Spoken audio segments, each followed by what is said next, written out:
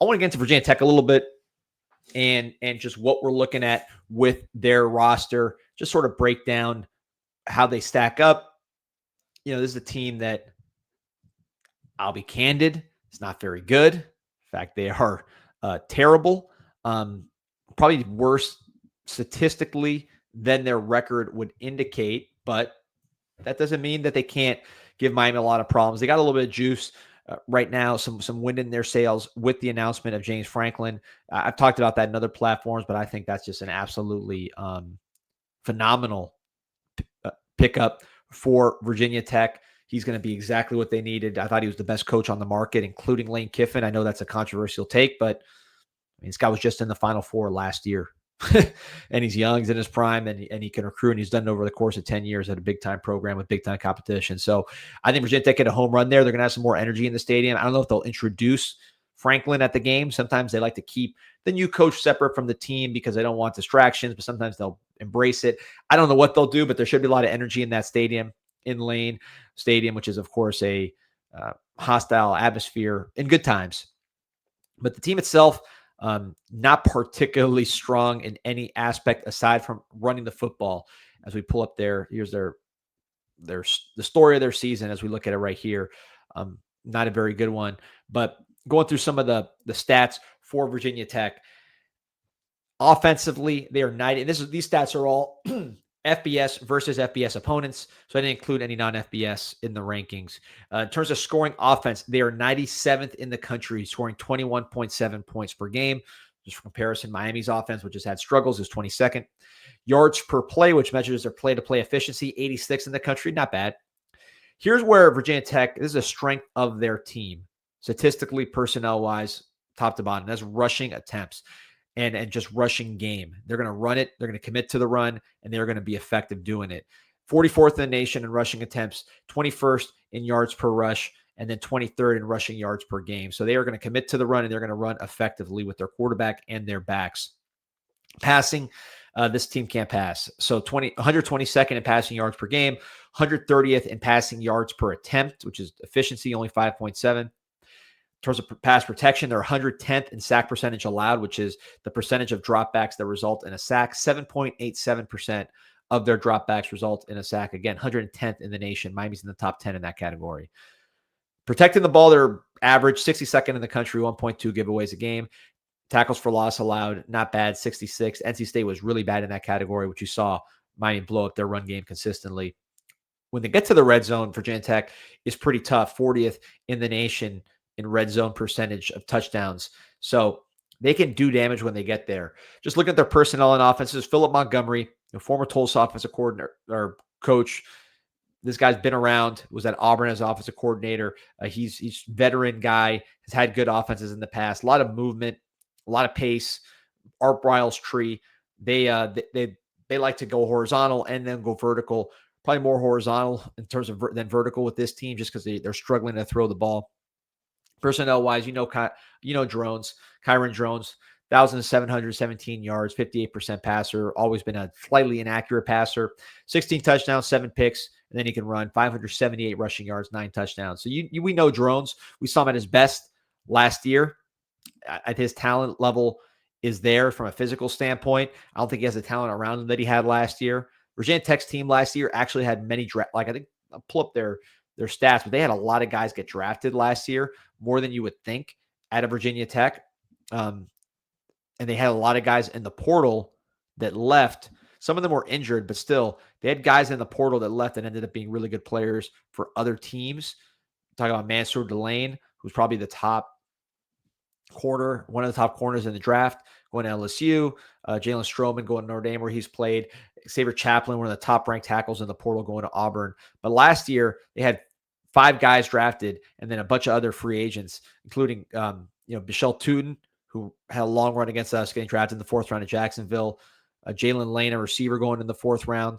Dorian Strong, a DB, getting drafted by Buffalo, with again 2 other DBs leaving in the portal. And then they lost 2 very quick athletic defensive linemen that caused Miami's big offensive line some problems, which is Antoine Powell-Ryland and Aeneas Peebles, 2 just, again, undersized, quick pass rushing defensive linemen. So they lost all that talent out the door, plus losing in the portal. Their center also went to LSU, I believe.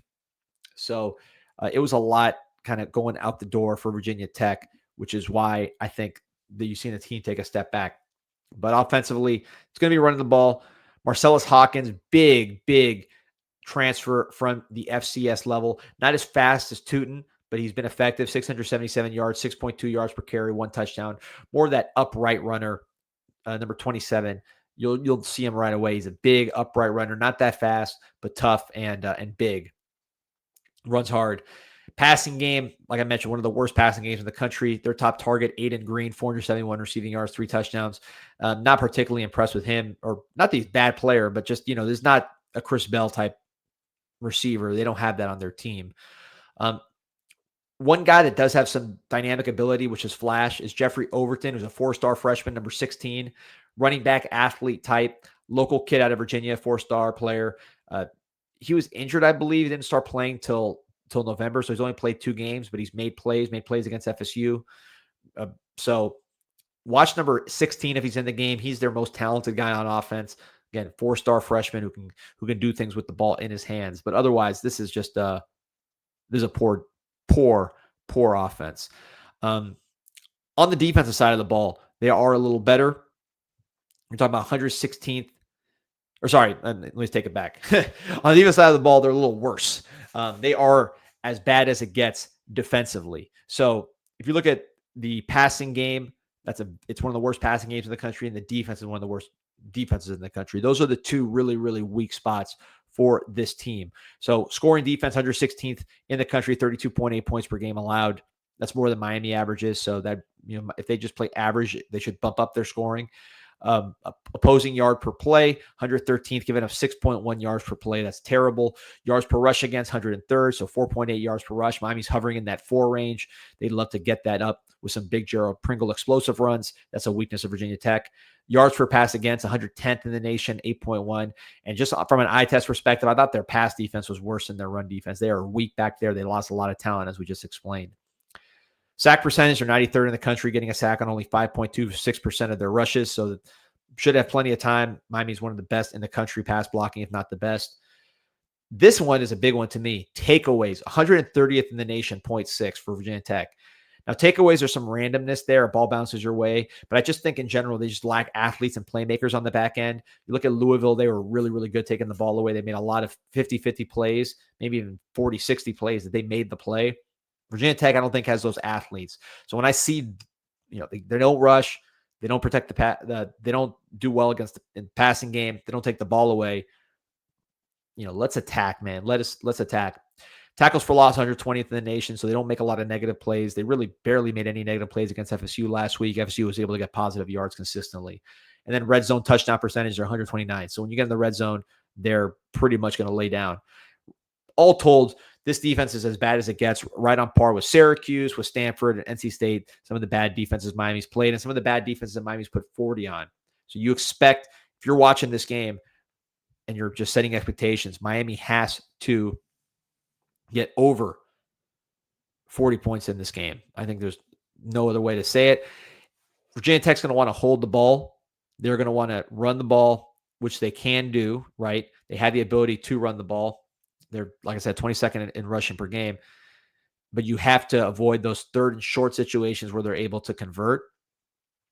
I think that's something that I'd really keep an eye on, is just they are very, I don't say very effective, but they're much more effective, like everybody is, when you talk about 3rd and 3, 3rd and short. And they're particularly effective in those areas because they have a quarterback that can run. So you just watching their games, when they get into that 3rd and 3, that is Kyron Drones territory. He is running pretty much consistently, and that allows them to hold the ball maybe more than they would otherwise and possess in a way that,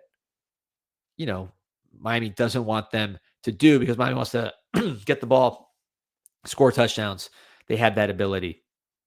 So that's Virginia Tech, man. Defensively, I would say one guy that caught my attention, Kamari Copeland, 6'3", 283, number 13. He is an Army transfer defensive lineman, 7 tackles for loss, 4.5 sacks. Went from Army to JUCO to Virginia Tech. He's from Virginia Beach. So watch 13 on defense. But otherwise, man, not a very, very good defense. As you see, their fence post says VT defense is bad. I would argue there. King saying it's very simple. Whoop VTech this week. Got to do it. Dominic Martucci said, I'm not necessarily worried about this game, but I said the same thing about SMU. Yeah, I get that. I think SMU, the big differences from SMU and Virginia Tech is SMU's defense is much better than Virginia Tech's. They're actually a pretty highly ranked defense. SMU, pulling up, let's see their scoring defense, SMU, just to get you a comparison. I just went through all the numbers for just how bad Virginia Tech was. SMU, 26th in the nation in scoring defense. So, that's a good defense for SMU.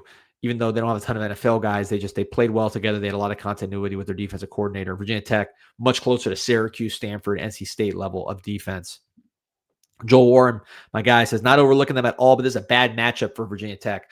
Play clean, and we should beat them up. I agree. Don Snap saying Powell kept them in the game last year. Yeah, they had those two pass rushers with Powell and Peebles. They were just undersized, quick guys. When you have a big, deep offensive line like us, one weakness is those little guys that can kind of get under you that are twitchy and explosive and know how to rush the passer. They don't have that really this year.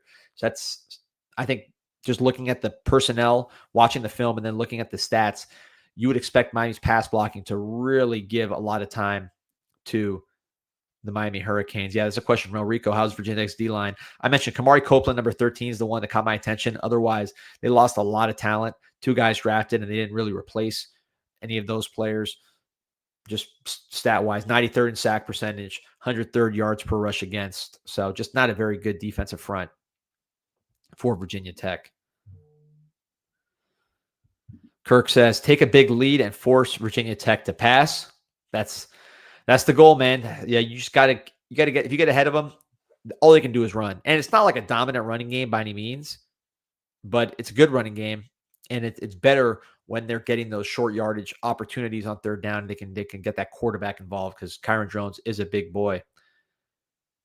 Over 1,200 on. Appreciate everybody on the show. Like and subscribe. See here. Canes Get Live asking, do we get in? Your thoughts only. My thought remains, win, and we're in. We got to win, and then I think we're in. But I don't know that. I think that's the case. I'm more worried about playing good. Not that I'm playing, but worried about the team playing good football on Saturday. And if they do, they'll score 40 plus. Their defense will hold them, and it'll be a good game for the Hurricanes. Ralph says VTech will play us like every other ACC team, like we're their Super Bowl. That's right. And remember, they just got James Franklin. So I don't know if the players are auditioning for Franklin or if there's going to be energy in the crowd. You expect that to be a little bit of a boost for them. So that's something I'm watching. Not that can turn, bad players into good players, but they're not going to necessarily lay down unless you make them quit with your play. Kevin Dennis asking, where's Pete?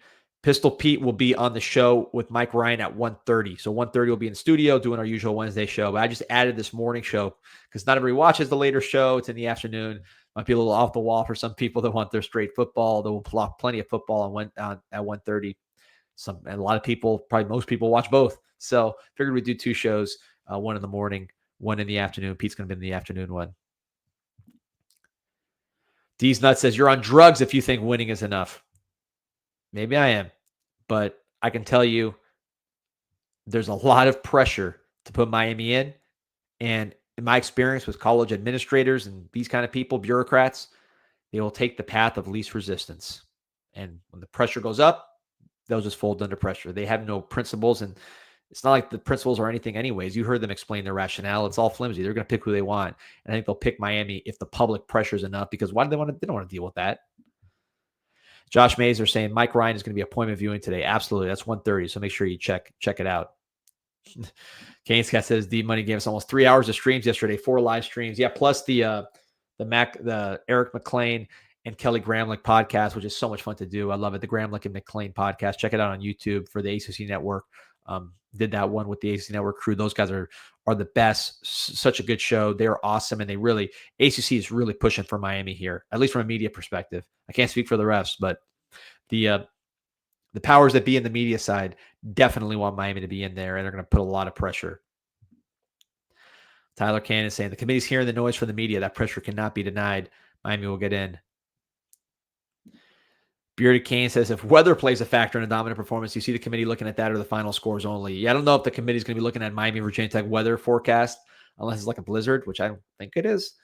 So just gotta play well, man. We should be able to play well in cold weather. We got the bigger team. We're a running team. I mean, they're a running team too, but we have better players. So we'll see. Kirk says the TV networks want strong ratings. Miami brings ratings and advertising dollars. I agree. I think like everybody hates Miami, and there's some people, I guess, but I think ultimately, if you put your cynical hat on, forgetting the Canes hat on, and just like looking at like who benefits from what, the tournament is better with Miami in it. And they don't want to deal with the public perception that they screwed Miami, because Miami is a big enough brand and Notre Dame's a big enough brand that if there's like a controversy, it'll be like on the front page of every single website, on top of every show, just because the brands involved are so big. You're already seeing that with the coverage it's getting. So Sergio saying, are we rooting for Oregon or USC this weekend? I would say, for me, I would say I want Oregon to smash them, because Big Ten's going to send 3 teams anyways. Let's diminish Notre Dame's only good win with an embarrassing loss for USC. That's what I'd like to see. Jojo Gunn says, weather looks good, 62 degrees. Roger Allen says similar, 59 degrees in Blacksburg. Football weather should be good in that. Carson Beck can throw in that all day. I thought he threw well in SMU, aside from obviously the last pick, which was a decision-making thing. So just got to run the ball and do our thing.